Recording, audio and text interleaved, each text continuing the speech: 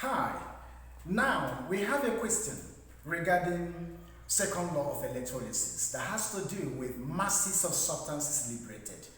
The question is, two voltammeters, copper and silver, are connected in series, and after a period of time, 5 grams of copper was deposited. Estimate the mass of silver deposited at the same time. Hint, chemical equivalent of copper has been given as 31.5. Chemical equivalent of silver has been given as 108, respectively, for the two. So what do? We need to quickly recall the formula for this, that to find this, we need to find, first of all, we write our solution. Okay, let's put down our solution first, and then we have mass of copper mass. Okay, mass of copper is given as 5 grams. All right, it's given as 5 grams, and then chemical equivalents, chemical equivalent of copper, that is ZCU, is given as 31.50. Okay, the chemical equivalent of silver is given as ZAG, is equal to 108. Full stop. Okay, so that is it. These are the content of the question, right? What do we do at this point? We state formula. There is some amount of relationship between these two voltammeters, right? So we need to know the mass of copper liberated over mass of silver liberated. That's the first thing. So we need to know that we must take this mass of copper, all right, liberated.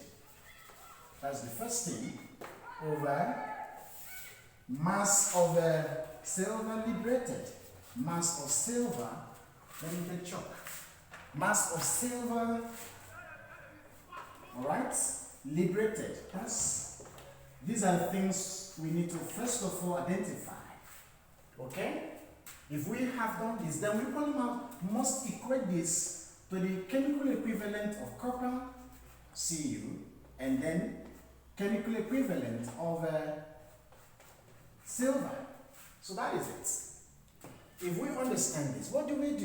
Mass of copper liberated is 5 grams. All right?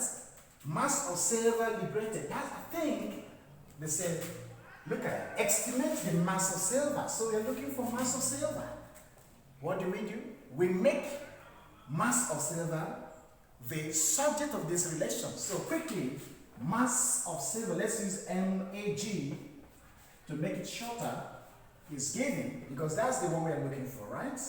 And it's given as, now becomes equal to mass of copper, all right, all over mass of copper times chemical equivalent of silver, right, all over chemical equivalent of copper. So with this formula, we can now find exactly what happens, or exactly the value of mass of silver deposited or liberated. Okay? So let's do that quickly. Let me take one more chalk. So since we have found this, it's very simple. We can now finish everything here. MAG, mass of silver liberated. Mass of copper is 5.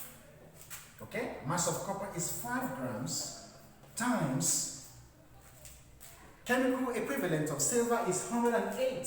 Look at it. 108 all over. And then we have chemical equivalent of copper. Chemical equivalent of copper is 31.5.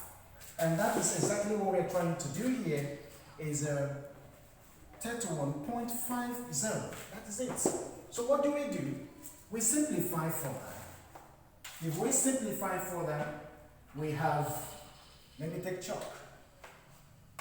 This will give That means mass of silver liberated will give 17.4 grams.